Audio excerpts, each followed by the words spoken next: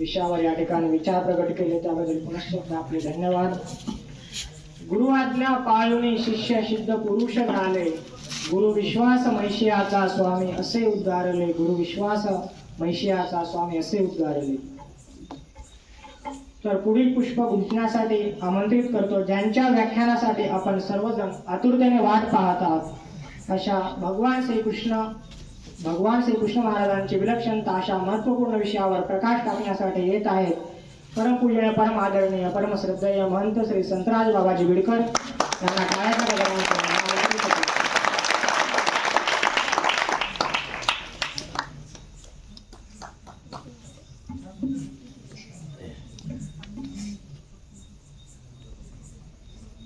आदौ देवकी देवगर्भजननं गोपी गृहे वर्धनं मायापूतन जीवतापहरणं गोवर्धनोद्धारणं कंसच्छेदन कौरवादिहननं कुन्तीसुता पालनम् एतद्भागवते पुराणकथितं श्रीकृष्णलीलामृतं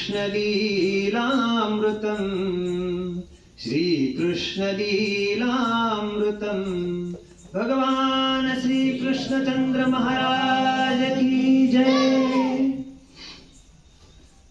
आदिकारण श्री दत्तात्रय प्रभू महाराज त्याचप्रमाणे दयाळू मयाळू कृपाळू कनवाळू साधनदाता भगवान श्री चक्रधर महाराजांना मुख्य करून पाचही ईश्वर अवतारांना मी वंदन करतो आणि माझ्या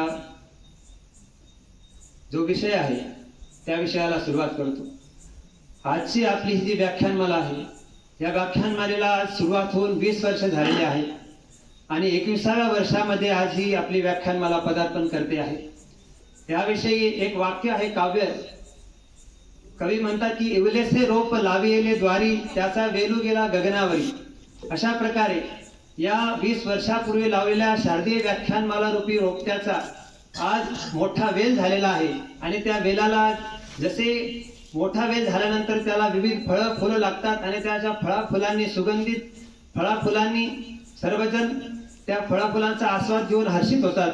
त्याचप्रमाणे आपल्या या शारदीय व्याख्यानमालेतून निघालेले असेच अनेक जे वक्ते आहेत त्या वक्त्यांनी जगभरात आपल्या या वक्तव्यांचा सुमधुर असा आणि सुगंधी असा प्रचार केलेला आहे.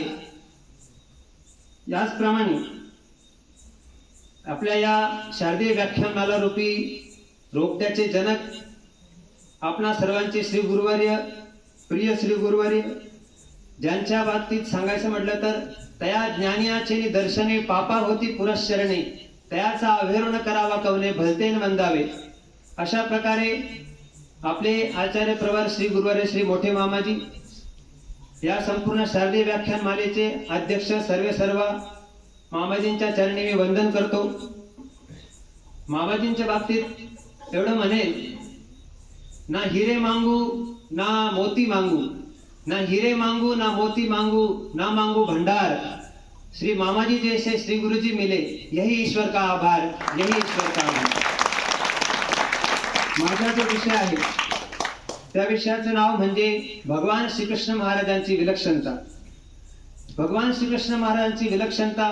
तर या विलक्षणता शब्दाचा अर्थ असा की विलक्षणता म्हणजे इतर जीवदेवतांपेक्षा आणि इतर परमेश्वरावतारांपेक्षा सुद्धा भगवान श्रीकृष्ण महाराजांच्या अवतारित्वात विलक्षणता वेगळीकता कशी आहे ते मी आपल्याला या माझ्या विषयातून सांगण्याचा थोडासा प्रयत्न करणार आहे.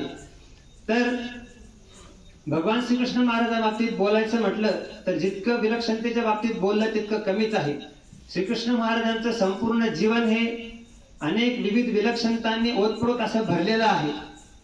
आणि या ज्या श्रीकृष्ण महाराजांच्या महतीबाबत वेदही जिथे नेती नेती म्हणतात, नेती नेती या शब्दाचा अर्थ असा की जर त्या वेदांना विचारलं की श्रीकृष्ण महाराजांच्या जीवनाचा लीळांचा अर्थ कसा आहे तर ते वेदही म्हणतात की असा आहे असंही आम्हाला वाटत नाही आणि असा अर्थ आहे असंही आम्हाला वाटत नाही.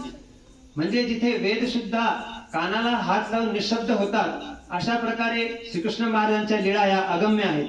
त्याचप्रमाणे भगवान श्रीकृष्ण महाराजांच्या महत्त्वाबद्दल बोलायचं झालं तर जिथे सहस्रमुख असलेला शेषनाग, ज्याला 1000 मुख आहे, तो आपल्या 1000 मुखांनी सुद्धा श्रीकृष्ण महाराजांचं जर वर्णन करू लागला तरी तो थकून जातो, परंतु त्याच्याकडून श्रीकृष्ण महाराजांच्या लीळांचं वर्णन, गुणांचं वर्णन कधी संपत नाही. अशा प्रकारे या श्रीकृष्ण महाराजांच्या विलक्षणतेबाबत माझ्यासारख्या अल्पबुद्धी व्यक्तीने काही बोलावं म्हणजे एखाद्या लोट्याने, छोट्याशा तांब्याने समुद्र उपसून टाकण्याचा प्रयत्न केल्यासारखा आहे. परंतु भगवान श्रीकृष्ण या बाबतीत माझ्या मनात असलेली श्रद्धा, प्रेम ते व्यक्त व्हावं, भगवान श्रीकृष्णांचं वाक्पुष्पांनी का असेना अर्चन व्हावं, म्हणून हा विषय मी निवडलेला आहे की वाक्पुष्पी तरी श्रीकृष्ण महाराजांचे अर्चन व्हावं. तर भगवान श्रीकृष्णांची पहिली विलक्षणता जर सांगायचं झालं तर श्रीकृष्ण महाराजांचा जन्म हा तुरुंगात आणि श्रीकृष्ण महाराजांच्या अवतरित्वाचा अंत हा अरण्यात झालेला आहे. ही सगळ्यात पहिली मोठी विलक्षणता आहे. जर परमेश्वर अवताराला श्रीकृष्ण महाराजांचं असं ठरलेलं होतं की पुढचं अवतारित्व कार्य हे मला राजे होऊन पार पाडायचं आहे, तर श्रीकृष्ण महाराजांनी कुठल्या तरी एका मोठ्या राजवाड्यात एका सुंदर अशा राजकन्याच्या उदरी, अतिशय श्रीमंतीमध्ये असलेल्या राजकन्याच्या उदरी अवतार धारण करायला पाहिजे होता. परंतु श्रीकृष्ण महाराजांनी असं न करता एका तुरुंगात बंदिस्त असलेल्या वसुदेव देवकी मातेच्या उदरी आपला अवतार धारण करण्याचा स्वीकार केलं. ही श्रीकृष्ण महाराजांची पहिली विलक्षणता आहे. आणि जन्म होताच श्रीकृष्ण महाराजांनी चतुर्भुज रूपाने आपल्या देवकी मातेला आणि वसुदेवाला दर्शन दिले आहे.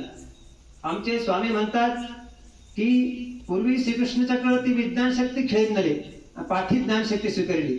म्हणजे श्रीकृष्ण महाराजांचे इतर अवतारांपेक्षा विलक्षणता अशी आहे की इतर अवतारांनी काही वर्षानंतर, 12 वर्षानंतर सामर्थ्याचे कार्य वगैरे वगैरे करायला लागत असतील, परंतु श्रीकृष्ण महाराजांचे हे जन्म झाल्या क्षणापासूनच विज्ञान शक्तीचे कार्य प्रकट होऊ लागले होते. आणि श्रीकृष्ण महाराजांनी जन्मतः चतुर्भुज रूपाने आपल्या देवकी मातेला दर्शन दिलेलं होतं. अशी उपक्रमांत पक्षकार म्हणतात की तेथीचे ते उपक्रमांत विलक्षण, म्हणजे श्रीकृष्ण महाराजांचं हे जन्मल्यापासून तर अवतार कार्य संपवण्यापर्यंत हे संपूर्ण जीवन विलक्षणतेने भरलेलं आहे. श्रीकृष्ण स्वामींना एकदा भक्तजन विचारतात की जी परमेश्वर अवतारांमध्ये आणि जीव देवतांमध्ये फरक कसा ओळखावा, तर स्वामी म्हणतात की युगानुरूप परमेश्वर क्रीडती परी किंचित विलक्षण, म्हणजे जे काही जीव देवता असतात हे युगानुरूपच क्रीडतात आणि परमेश्वर हे मात्र किंचित विलक्षण, म्हणजे जीव देवतांच्या सामर्थ्याच्या काही विलक्षण कार्य सुद्धा करतात. अशी श्रीकृष्ण महाराजांची ही विलक्षणता आहे. दुसरी श्रीकृष्ण महाराजांची विलक्षणता सांगायची म्हटली तर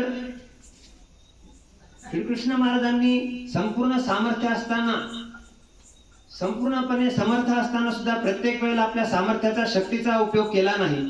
तर कित्येकदा श्रीकृष्ण महाराजांनी हे दाखवून दिलं की शक्तीपेक्षा कित्येक वेळेला युक्ती ही श्रेष्ठ असते. प्रत्येक वेळेला शक्तीचा वापर करण्याचीच गरज नसते. त्याविषयीचं उदाहरण सांगायचं झालं तर एकदा असं झालं की पांडवांच्या ज्या काही विजय होता त्या विजय मिळवण्याच्या मार्गामध्ये जरासंध नावाचा हा एक मोठा अडथळा पुढे ठरणार होता. आणि त्या जरासंधाच्या राज्यात जाऊन त्याला मारायचं म्हटलं तर त्याचे जे 2 मुख्य सेनापती होते, एक हंस आणि एक डिंभक, तर त्या दोघांना मारल्याशिवाय आपल्याला जरासंधापर्यंत पोहोचून त्याला मारता येणार नाही, त्याचा वध करता येणार नाही आणि पांडवांचा विजयाचा मार्ग सुकर होणार नाही, हे श्रीकृष्ण महाराजांनी ओळखलेलं होतं. आणि म्हणून श्रीकृष्ण महाराजांनी भीमाला आणि अर्जुनाला सोबत घेतलं आणि एक युक्तीनेच त्यांना, त्या दोघांना मारण्याचा एक मनामध्ये विचार केला. युधिष्ठिराची आज्ञा घेतली, कारण युधिष्ठिर हा सगळ्यात मोठा भाऊ होता. त्याची आज्ञा घेतली की आम्ही अशा मोठ्या महत्वाच्या कामाला चाललेलो आहोत, तर तुमची आज्ञा पाहिजे. युधिष्ठिराने आज्ञा दिली आणि मग श्रीकृष्ण महाराज त्या भीमाला आणि अर्जुनाला घेऊन जरासंधाच्या राज्याच्या प्रवेशद्वाराजवळ गेले. आणि तिथे गेल्यानंतर त्याचे जे 2 मुख्य सेनापती होते, हंस आणि डिंभक, त्यांना नुसते युक्तीनेच मारलं कसं ते आता बघू.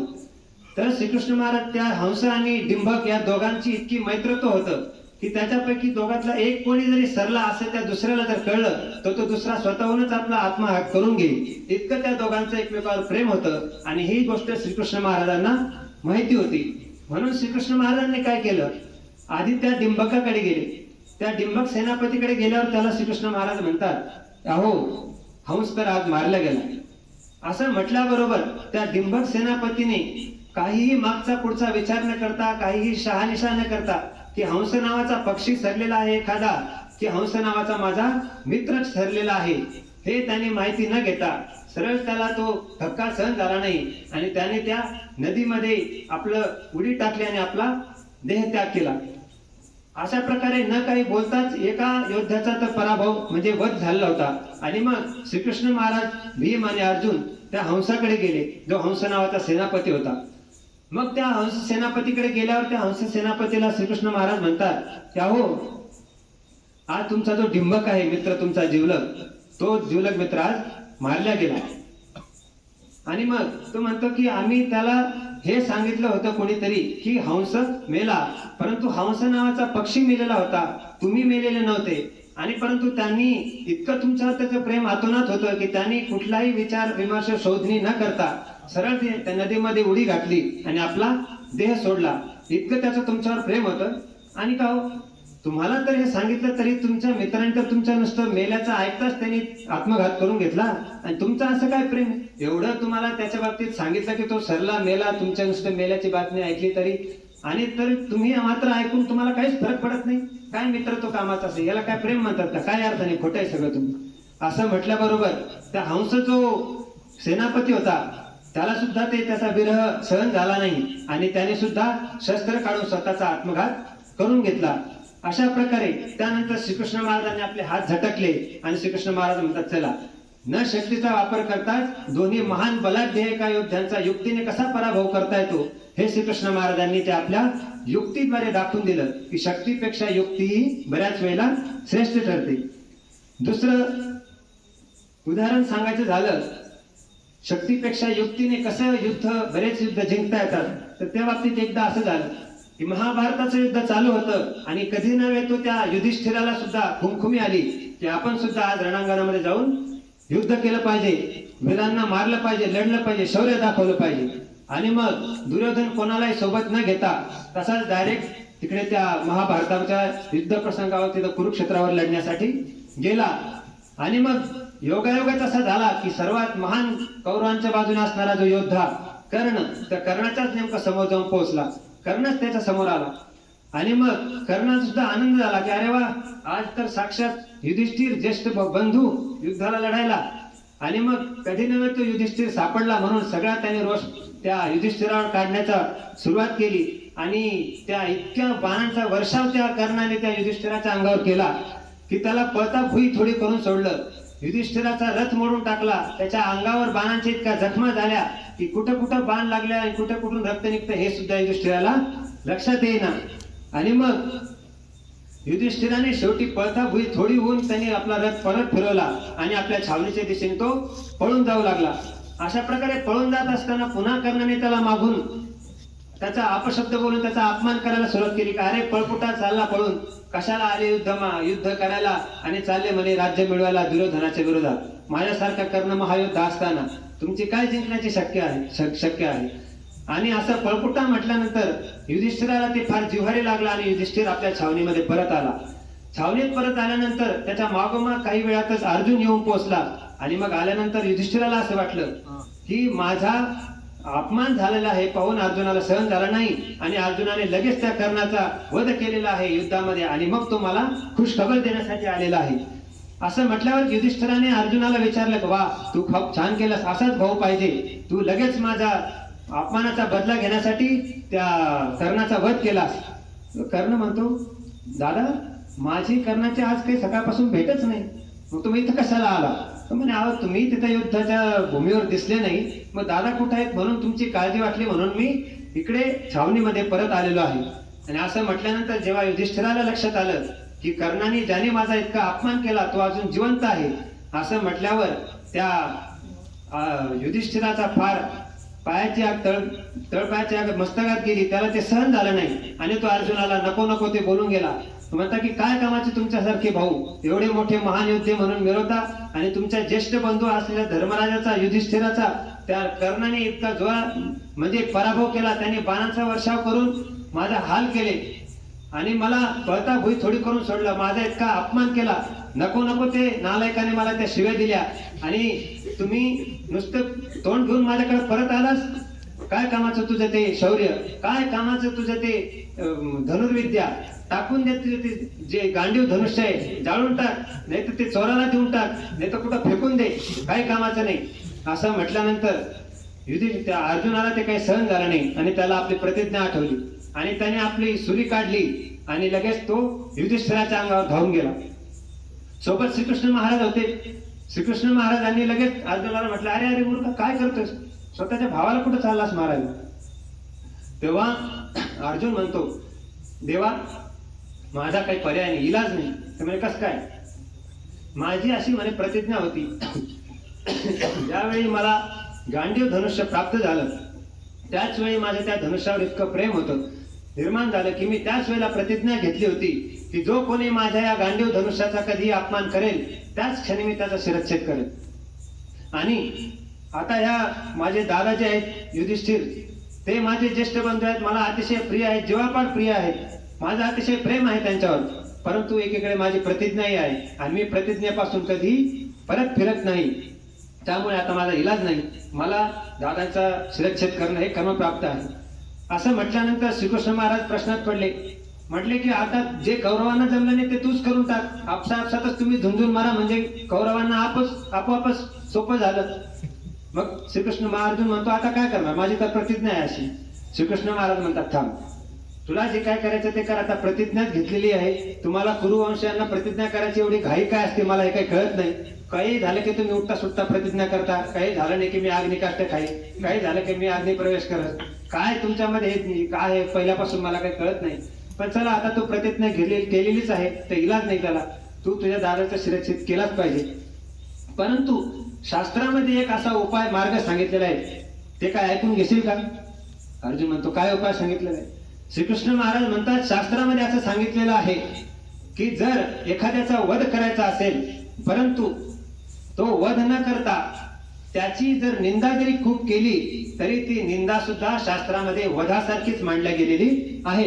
म्हणून तू तुझ्या दादाची नुसती युधिष्ठिराची निंदा जरी केलीस तरी ती वध केल्यासारखीच होणार आहे, म्हणजे तुझी प्रतिज्ञाही खोटी ठरणार नाही आणि युधिष्ठिराचा वधही होणार नाही. अर्जुन म्हणाला, नक्की. श्रीकृष्ण महाराज म्हणतात, शास्त्रात सांगितले बाबा, माझं काय. म्हणला, आता तुम्ही सांगता म्हटल्यावर काही खोटं नसणार आहे, तेवढा विश्वास तर तुमच्यावर इतक्या वर्षात माझा बसलेलाच आहे. मग अर्जुनाने नको नको त्या शब्दामध्ये त्याच्या युधिष्ठिराविषयी जे काही विष मनात साठलेलं होतं इतक्या वर्षांचं लहानपणापासूनच सगळं ओकायला सुरुवात केली. आज सगळं करता मात्र काढूनच घ्यायचा योग मार्गच सांगितला श्रीकृष्ण महाराजांनी. मग तो त्याने सुरुवात केली, पळपुटा, नाकार, नामर्द, काय कामाचं नाही. आयुष्यात जन्मल्यापासून आतापर्यंत एकही शौर्यकृत्य तुझ्या हातून कधी झालेलं नाही. सगळं आमच्या 5-4 जणांच्या भावाच्या जीवावर सगळ्या उडा मारतो, वेडा कुठला मूर्ख, असं म्हणून नको नको ते शेवया जेवढ्या तोंडात येतील तेवढ्या सगळ्या दिल्या. म्हणला, दूध खेळायला जमत नव्हतं, कशाला खेळायला बसला, स्वतः तर स्वतः हारला. सगळं आमचं या युद्धात सुद्धा राज्य सुद्धा लावून टाकलं, तेही हरवलं. युद्ध तर राज्य हरवलं, आम्हाला स्वतः हारला, आम्हाला 4 भावाला लावून त्यांनाही हरवून टाकलं. ते असं त्या आमच्या 4 भावांना तर 4 भावांना हरवलं. त्याच्यानंतर स्वतःची आपली 5 जणांची जी मुख्य आवडती लाडकी पत्नी तिला तरी लावून, त्यावेळेला तरी डोकं भानावर यायला पाहिजे होतं तुझं. नालायकाला तुला तेही आलं नाही धारावर. नाही का ते द्रौपदी सारख्या स्त्रीला सुद्धा तिथं लावून टाकलं त्या दूतामध्ये. तुझी बुद्धी कुठे गेली होती, तिथे गेली होती का खायला, वाक्य नाही वाटत असं म्हटलं. आणि मग अर्जुन त्या युधिष्ठिराला मातलं. त्याचं अंतःकरण असं अतिशय सादर झालं, अपमानित झाला. आणि मग असं सगळं बोलल्यानंतर मात्र अर्जुन शांत झाला. मग श्रीकृष्ण महाराज म्हटले, चला, बोलला तो, राग होता त्याचा, बरेच दिवसाचं साठलेलं मनात विष होतं, सगळं ओकून टाकलं, पण आता शांत झाला. आता काही युधिष्ठिरा तो मारणार नाही, चला आपसात भांडून मारायचे तरी वाचले. पण दुसऱ्या क्षणाला असं झालं, अर्जुनाने पुन्हा खडगा उपसलं आणि स्वतःच्याच गळ्यावर मारायला सरसावून घेतलं. तेव्हा श्रीकृष्ण महाराज पुन्हा त्याला म्हणतात, अरे अरे आता काय झालं, आता झालं ना तुझा राग काढून. म्हण, नाही, माझी दुसरी प्रतिज्ञा मला आठवली. अरे बाबा आता कसली प्रतिज्ञा म्हणे, तिकडे युद्ध चालू आहे, तिकडे ते युद्ध लढवू का तुमचं इकडे मिटवायचं? ते म्हणे मला माहित नाही, माझी दुसरी प्रतिज्ञा मला आठवली, मी प्रतिज्ञेपासून परत फिरणारा माणूस नाही. श्रीकृष्ण महाराजांनी डोक्याला हात मारला. म्हणलं सांग बाबा दुसरी काय प्रतिज्ञा आहे तुझी? म्हणलं माझी दुसरी प्रतिज्ञा अशी आहे की जे माझे दादा आहे युधिष्ठिर ते मला अतिशय जीवापाड प्रिय आहे, आणि मी अशी प्रतिज्ञा घेतली होती की जो कोणी कधी माझ्या दादांचा अपमान करेल त्याच क्षणी मी त्याचा शिरच्छेद करणार, मग तो कोणी असो, आमच्या चार भावातला असो किंवा कोणी असो.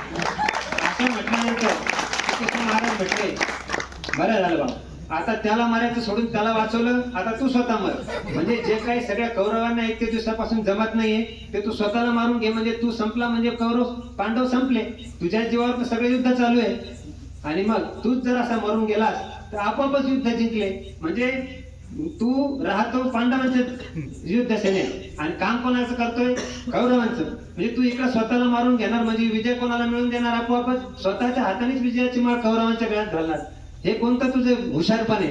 पण चला आता तू म्हटले मी प्रतिज्ञा केलेलीच आहे. तो म्हटला नाही प्रतिज्ञा आहे, मी प्रतिज्ञा आपलं मोडत नसतो, आपलं काय आपल्याला माहित नाही बाकी. एक बार आपने कमिटमेंट कर ली तो मैं अपने आप की भी नाही बरं यार. पण म्हणले तुला प्रतिज्ञाच आहे तुझी, पूर्ण केलीच पाहिजे, काही हरकत नाही. परंतु एकदा शास्त्र काय म्हणतं ते जरा ऐकून घेशील का? मला आहेच का तुमच्या शास्त्र पुन्हा? तुम्ही काय म्हणे मोरू देणार नाही मला, हे काही प्रतिज्ञा काही पूर्ण करू देणार नाही. म्हणे ऐकून तर घे, मग तुला मारायचं तर मार, माझा काही इलाज नाही, पण माझं काम मला केलं पाहिजे. म्हणजे सांग बाबा, सांगा म्हणे तुमचं काय शास्त्र? म्हणजे शास्त्रात असं सांगितलेलं आहे, आत्महत्या करण्यापेक्षा आत्महत्या करणं आणि स्वतःची आत्मस्तुती करणं या दोन्ही गोष्टी समान आहेत. म्हणून तू जर स्वतःचा आत्मघात न करता स्वतःची स्तुती जरी करून घेतली तरी ती शास्त्रामध्ये आत्महत्येसारखीच मांडलेली आहे, आत्महत्येसारखंच पाप त्याला मांडलेलं आहे. म्हणून तू असं कर की फक्त स्वतःची आत्मस्तुती कर, म्हणजे तुझं ते आत्मघात केल्यासारखंच होईल. म्हणजे तूही मरणार नाही आणि तुझी प्रतिज्ञाही मोडणार नाही. अर्जुन पुन्हा म्हणाला नक्की? श्रीकृष्ण महाराज म्हणले बा शास्त्रात सांगितलेलं आहे आपलं काय, तुला वाटत असेल तर शास्त्र उघडून दाखव, तुला तू पाहून घे. मी म्हणलं आता तुम्ही खरंच खोटं तर काय बोलणार नाही, शास्त्रात सांगितलं म्हटलं खरंच असणार. आणि मग अर्जुनाने स्वतःची स्तुती करायला सुरुवात केली. मी निवांत कवचाचा कसा पराभव केला, मी महादेवाशी कशी झुंज घेतली, महादेवाशी झुंज घेऊन त्याच्याकडून जे काही नारायणास्त्र आहे, जे काही महाअस्त्र आहे, पाशुपतास्त्र आहे, ते कसं प्राप्त केलं, आणि अशा विविध त्यांनी आपले जेवढे काही शौर्य गाजून पराक्रम गाजवले ते सगळे असे स्वतःची स्तुती करायला सुरुवात केली. आणि मग स्तुती झाल्यावर मग अर्जुन शांत झाला. आणि मग श्रीकृष्ण महाराज म्हणतात आता झालं? आणि हो आता झालं, आता माझं काही नाही. मग म्हटले चल आता तरी चल लढायला तिकडे रणांगणा. अशा प्रकारे श्रीकृष्ण महाराजांनी दाखवून दिलं आपल्या विलक्षणतेतून की प्रत्येक वेळेला शक्तीचे श्रेष्ठ नसते, प्रत्येक युद्ध हे शक्तीने सामर्थ्याने जिंकलं जात नसतं, तर युक्तीने सुद्धा बरेच युद्ध ही टाळता येतात आणि जिंकता येतात. त्यानंतर श्रीकृष्ण महाराजांची मोठी एक विलक्षणता म्हणजे की शांतीदूत आहेत श्रीकृष्ण महाराज. श्रीकृष्ण महाराजांनी अवताराच्यासाठी घेतला होता, यदा यदा हि धर्मस्य ग्लानिर्भवति भारत अभ्युत्थानम अधर्मस्य तदात्मानं सृजाम्यहम् परित्राणाय साधूनां विनाशाय च दुष्कृतां धर्म संस्थापनार्थाय संभवामि युगे युगे. अशा प्रकारे अधर्म फोफावला असताना अधर्माचा नाश करण्यासाठी आणि धर्माची स्थापना करण्यासाठी श्रीकृष्ण महाराजांनी अवतार धारण केला होता.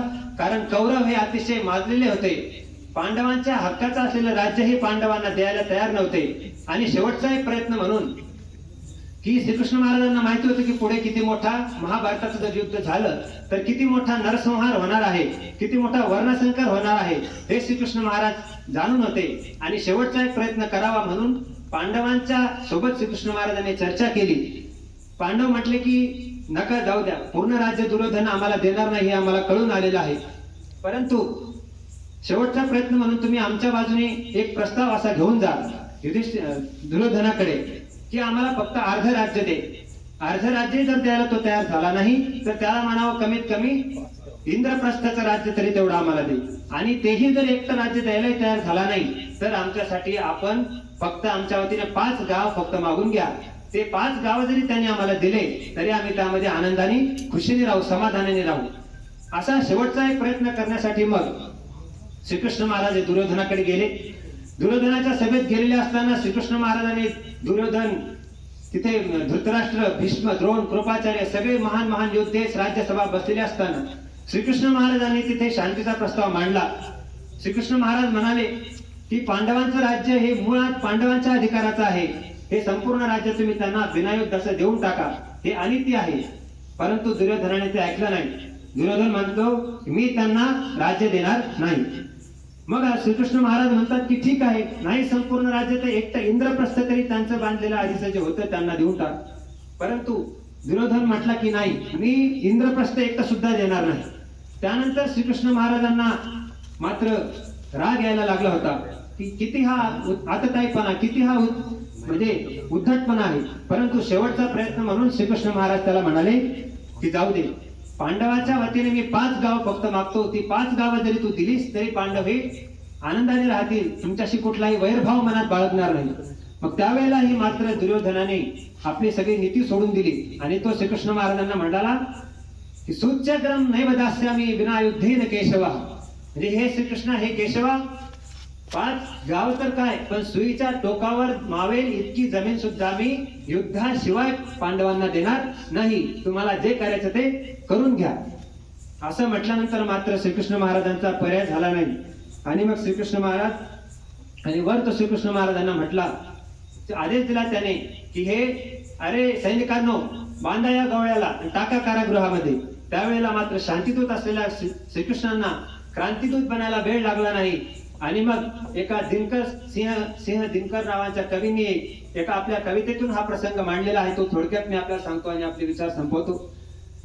तेव्हा त्यांनी श्रीकृष्ण महाराजांना बांधायचा जेव्हा आदेश दिला त्यावेळेस मात्र श्रीकृष्ण महाराजांनी हरिने भीषण हुंकार किया, अपना स्वरूप विस्तार किया, डगमग डगमग दिग्गज डोले, भगवान कुपित होकर बोले, जंजीर बढ़ाकर साध मुझे, हाँ हाँ दुर्योधन बांध मुझे. उदया ये देख गगन मुझ में लय है, ये देख पवन मुझ में लय है, मुझ में विलीन झनकार सकल, मुझ में लय है संसार सकल, अमरत्व फूलता है मुझ में, संघार झूलता है मुझ में. उदयाचल मेरा दीप्त भाल, भूमंडल वक्षस्थल विशाल, भुज परिधि बंद को घेरे है, मैनाक मेरु पग मेरे है, दीप्ते जो ग्रह नक्षत्र निकर, सब है मेरे मुख के अंदर. दृग हो तो दृश्य अकांड देख, मुझ में सारा ब्रह्मांड देख, चर अचर जीव जगत क्षर अक्षर, नश्वर मनुष्य सुर जाति अमर, शतकोटि सूर्य शतकोटि चंद्र, शतकोटि सूर्य कोटि शतचंद्र, शतकोटि सरित सर सिंधु मंद्र, शतकोटि विष्णु ब्रह्मा महेश, शतकोटि विष्णु जलपति धनेश, शतकोटि रुद्र शतकोटि काल, शतकोटि दंडधर लोकपाल, जंजीर बढ़ाकर साध मुझे, हाँ हाँ दुर्योधन बांध मुझे. शेवटच्या कडव्यामध्ये श्रीकृष्ण महाराज त्याला म्हणतात हितवचन नहीं तूने माना, मैत्री का मूल्य न पहचाना, तो ले मैं भी अब जाता हूँ, अंतिम संकल्प सुनाता हूँ, याचना नहीं अब रण होगा, जीवन जय या की मरण होगा. म्हणजे आता मी सुद्धा कौरवांच्या पांडवांकडे जाणार आहे आणि शेवट त्यांना सांगणार आहे की आता युद्धाशिवाय काही पर्याय नाही, आता युद्ध करूनच आपण हे युद्ध जिंकूनच युद्ध हे तुमचं राज्य मिळवणार. आणि मग श्रीकृष्ण महाराजांनी म्हटलं आहे का तुझ्याकडे एवढ्या मोठ्या बेड्या ज्या मला बांधू शकतील. आणि ते विश्वरूप रौद्ररूप श्रीकृष्णाने प्रकट केलेलं पाहून संपूर्ण जे राज्यसभेमध्ये लोक होते ते सगळे बेशुद्ध झाले. फक्त एक त्या धृतराष्ट्राने उद्धवाच्या तोंडून फक्त ते श्रीकृष्णाच्या रौद्र रूपाचं वर्णन ऐकलं आणि जो दुर्योधन होता त्याचे तर सगळे कपडे ओले झाले, कसे ते तुम्हाला माहितीच आहे. आणि मग पहा, एका बाजूला श्रीकृष्ण कुठे बालपणीचे जे चोरी करताना, माखन चोरी करताना पकडले गेले म्हणून यशोदा मातेच्या हाताने स्वतःला बांधून घेतलं की त्या यशोदा मातेला बांधता येत नसताना स्वतःला दुरीने बांधून घेतलं. आणि एकीकडे पहा की श्रीकृष्ण महाराज इथे एवढं मोठं रौद्ररूप धारण केलं की दुर्योधनाचा सुद्धा तिथे काही चाललं नाही आणि त्याला त्या बांधायला वेळा सुद्धा अपूर्ण पडल्या. अशा प्रकारे श्रीकृष्ण महाराजांच्या या विलक्षणता मी थोडक्यात आपल्या समोर मांडण्याचा प्रयत्न केलेला आहे. या शारदीय व्याख्यानमालेमध्ये संयोजकांनी, आयोजकांनी मला बोलण्याबद्दल संधी दिली त्याबद्दल अध्यक्ष आचार्य प्रवर, सर्व आश्रमाचे संचालक आचार्य प्रवर श्री मोठे मामाजी आणि त्याचप्रमाणे सर्व संयोजक आयोजकांचे मी आभार मानतो व माझ्या लांबलेल्या शब्दांना विराम देतो. भगवान श्री कृष्ण महाराज की जय. धन्यवाद. धन्यवाद बाबाजी.